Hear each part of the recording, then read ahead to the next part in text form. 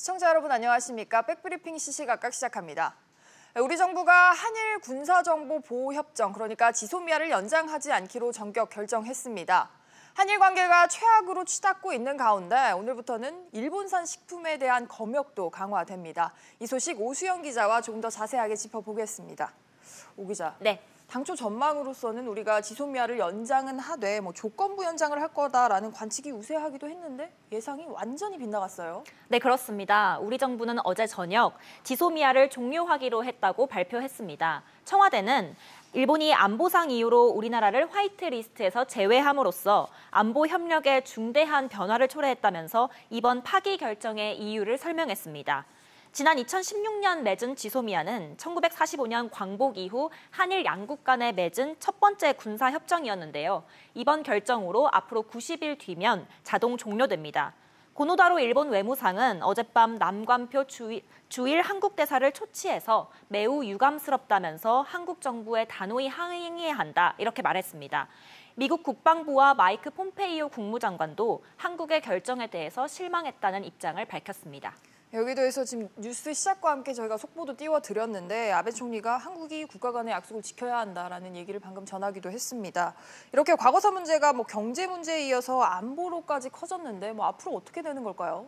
네, 우리 정부의 지소미아 종료는 일본에 대한 전면전 선포라는 의미가 있어서 앞으로 파장이 만만치 않을 거란 전망이 나옵니다. 네. 이번 종료 결정으로 지금까지 한국 정부가 제안했던 강제징용 문제의 해법 등 모든 부분에서 물러날 생각이 없다는 점을 보여준 건데요.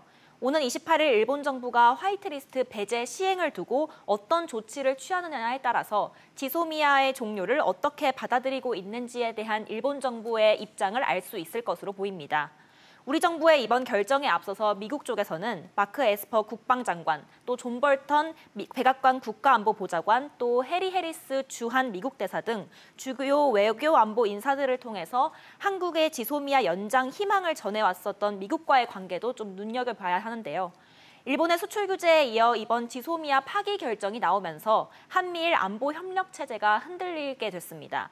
앞으로 있을 방위비 분담금 협상이나 호르무즈 해협 파병에도 영향을 줄 것으로 예상됩니다. 한편으로는 일본의 경제 보복이 더 심해지지 않을까 우려도 되는데 우리 정부 대응 상황은 어떻습니까?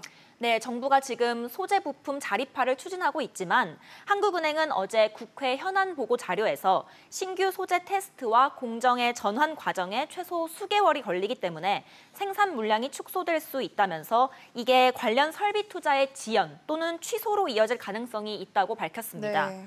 반도체 원재료인 웨이퍼와 반도체 제조용 기계는 일본산의 수입 비중이 3분의 1가량이고 디스플레이 제조용 기계의 경우에는 일본산 비중이 80%를 넘기 때문입니다.